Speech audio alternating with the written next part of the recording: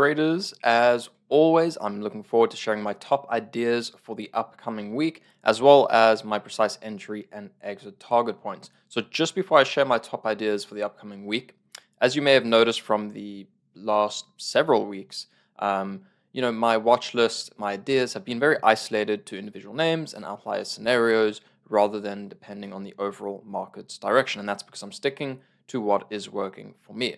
Now, while the overall market is trending higher, it's doing so on increasingly light volume, making it quite difficult for me to have any conviction in high beta continuation momentum swings. So, this is a concept that I've discussed and I continue to discuss in far greater detail inside SMB, inside Axis. So, be sure to check that out. Now, sticking with the theme, sticking with what's working and doubling down on patience, really just allowing the market to show its hand a little bit better before I get more aggressive with my swing ideas. These are the top ideas for the upcoming week. Now, the first one is no stranger. That's going to be GME, something I've discussed for the last couple of weeks now. And, GME worked really perfectly, with the plan that I shared in the SME Inside Access meeting on Thursday ahead of Friday. I was looking for that move into 20 and a potential exhaust to the upside, and a failed move higher, and then a move back down to 17. That worked out perfectly, as well as the plan from the previous week from the watch list that I shared with all of you last week. So, what am I looking for the upcoming week? I'm sticking with GME. It's been working. It's been acting really well around key levels. And so, after the failed breakout, after the very harsh fail on Friday, as we got into 20, and then we got a nice continuation to the downside. We got a little push failed move into VWAP, and we closed very weak on the day. After that action, I'm looking for a lower high failed follow through to the upside to short in GameStop. So basically, what I'm looking for is either a move into what will become the 2-day VWAP right here in 1820s, 1830s on Monday, maybe a multi-day VWAP if we have a bit of a consolidation on Monday. But I'm looking for a pop into 1820 or up to 19. I see between the 2-day VWAP and 19-ish as a potential failure and supply zone. So I'm watching for GameStop to push into that area and fail. And then once it fails, looking to be short against the high of day or short on the lower high confirmation. From there, I'm going to be looking to take off up to half my position into 17 support from Friday, and after that going to be looking to trail my stop using lower highs for an eventual move over multiple days down to 15 or lower. Now, must be said as well, if GME does reclaim the 2-day VWAP, and if we then put in a higher low and we start consolidating over 19, for me, there's no reason to be short, and I will not be short. Now, regarding some additional ideas for the upcoming week, I have nothing really in the same category, nothing that I'm too excited about like I am with GameStop. I'm monitoring a bunch of other ideas and names just to see how they develop, whether that's Google, Apple, Microsoft, especially with the OpenAI conference on Monday, and potential new developments and announcements, or some, smaller cap ideas for some failed follow-through shorts. So some additional ideas that I have. First one is LIDR. This one's from Friday.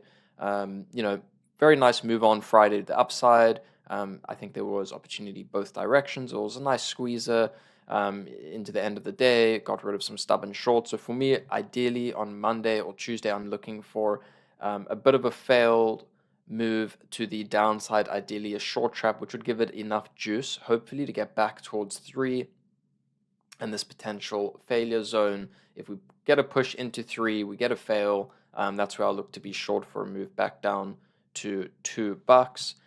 ALCC had a ticker change to OKLO, and obviously, like 2020, by the anticipation, sell the ticker change on Friday. That worked very well. I'm going to have alerts set in this if it can push back towards its 2-day VWAP near, sort of high 10s towards 11. If we do get any push towards there and potential resistance from Friday, because that's where we broke down from on Friday, so support turned into resistance, I'd definitely be looking for a short there, more for an intraday trade. So very light on ideas for the upcoming week. Nothing I'm too excited about. It's so important, obviously, in this market to remain patient, remain selective, and for me, really only put my foot on the pedal, foot on the gas once the stars really align, and something A plus and worthy shows up. So that being said, light on ideas, but I'd love to hear what is on your watch list for the upcoming week, what changes you're making in the current environment as things slow down a little bit.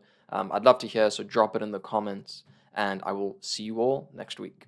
So you're an active trader, not doing as well as you want, not doing as well as you deserve, and you just can't figure out why you can't become profitable no matter how hard you try. Well, let me show you why. This is your competition. The traders in this room. This room right here is full of elite traders, some of whom are making 7 and even 8 figures a year. In fact, our top guys have made nearly 20 million each in net trading profits in a single year. Let's head to my office so I can share more. So you're probably used to seeing videos of lavish trader lifestyles, trading gurus trading off of a laptop for an hour a day, heck, maybe even 15 minutes a day, and then them relaxing on some secluded beach for the rest of the day. Well, all I can tell you is that our traders train like pro athletes. They live and breathe the markets and are continually working on their trading skills. Because at our firm, that's what we found it really takes to make it in this game.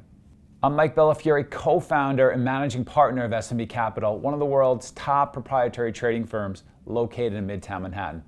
And we're always looking for trading talent to hire and develop.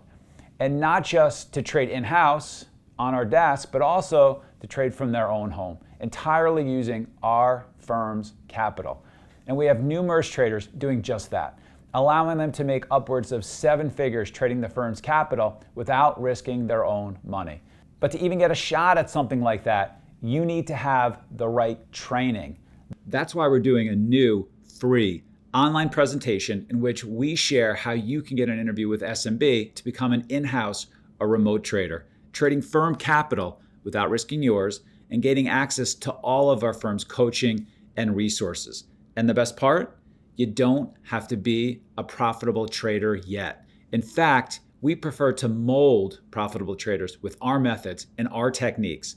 That's why we have just 3 simple criteria that can earn anyone an interview. We're looking for highly ambitious and determined traders who fit our culture first and foremost. So if you believe that could be you, sign up for the free 1-hour online presentation by clicking the link that's in your top right corner of your screen now.